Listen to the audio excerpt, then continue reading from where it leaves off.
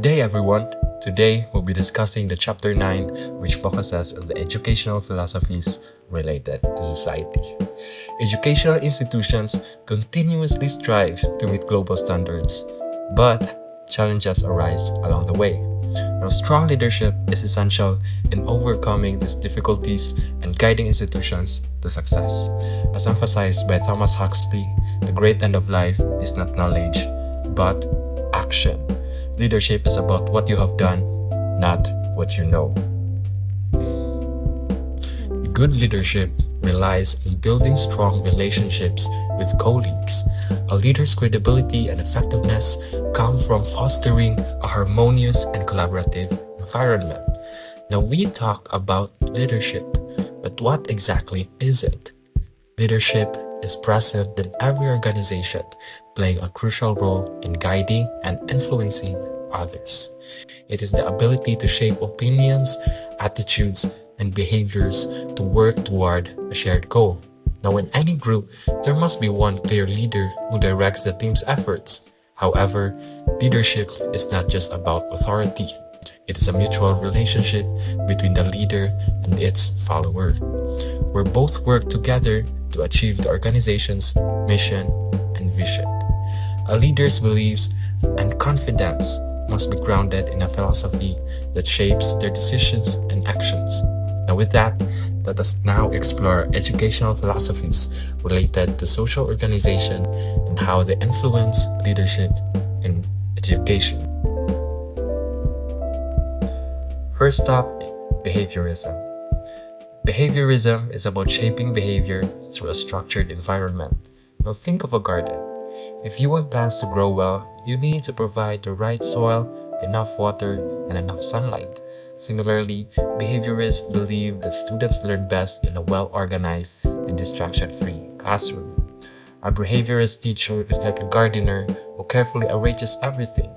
They set clear rules, organize materials neatly, and ensure students follow routines to create a learning-friendly environment.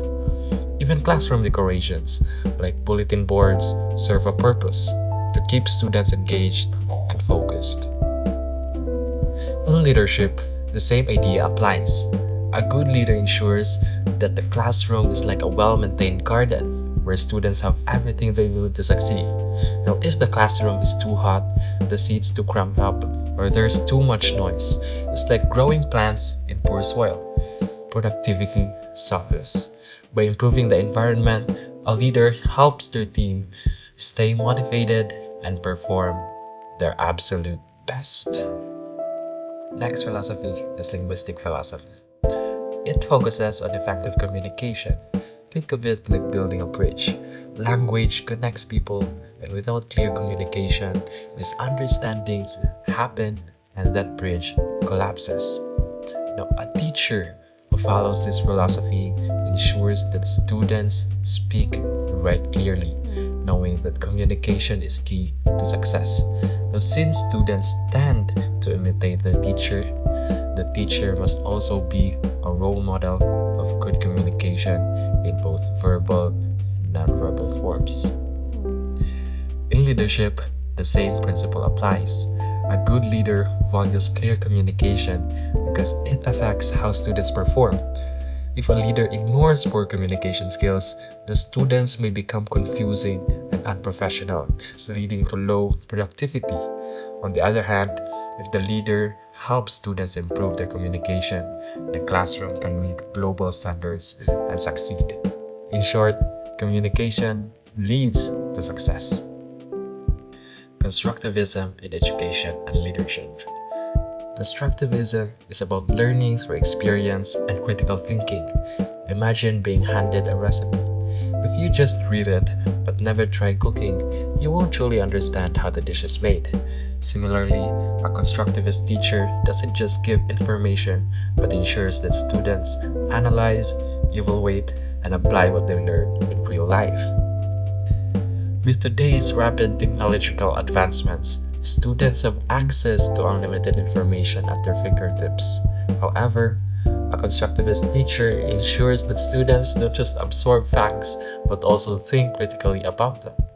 They encourage students to ask questions, solve problems, and create their own understanding of the world. In leadership, the same idea applies. A constructivist leader doesn't just give instructions, but helps students understand the purpose of their work. Classes and projects shouldn't just be about compliance. They should lead to real growth and improvement. If students don't apply what they have learned, then the lessons have no real impact. In both teaching and leadership, learning must be meaningful and transformative, not just memorized or followed without understanding. So let's now proceed to the other educational philosophies related to society.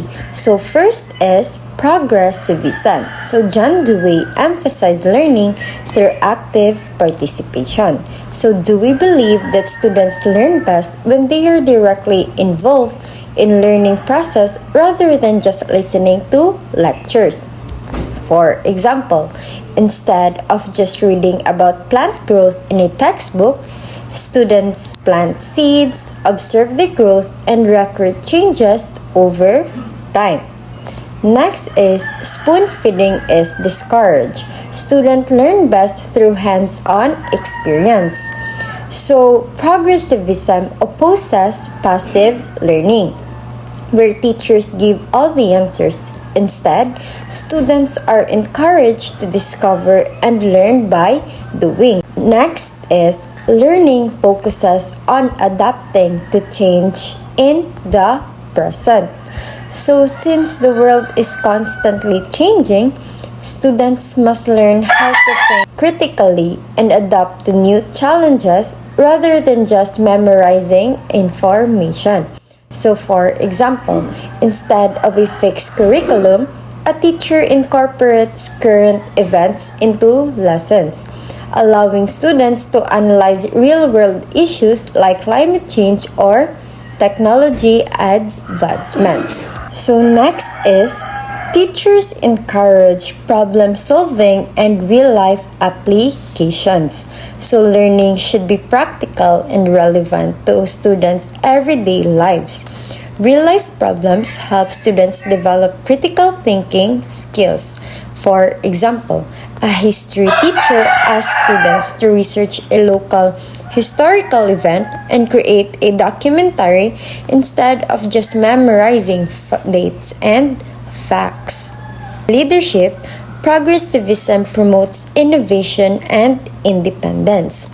So leaders should not just dictate orders but encourage their team to think independently and find creative solutions. For example, a company manager allows employees to suggest new ideas for improving work processes rather than strictly following old methods. So, let's now proceed to the fifth educational philosophy related to society. It is the role of influence and authority. So, the quote by J. Oswald Chamber, leadership is influence, nothing more, nothing less. So it suggests that a leader's main role is to shape others' thoughts, behaviors, and decisions. In the context of educational philosophies related to society, influence and authority play a crucial role in shaping how education is delivered and how it impacts individuals and communities. So let's now proceed to the last educational philosophy related to society, and this is integrity and influence. Trust and credibility. A leader must be honest and reliable to gain the trust of followers. If a leader consistently keeps promising and acts ethically, people will respect and follow them.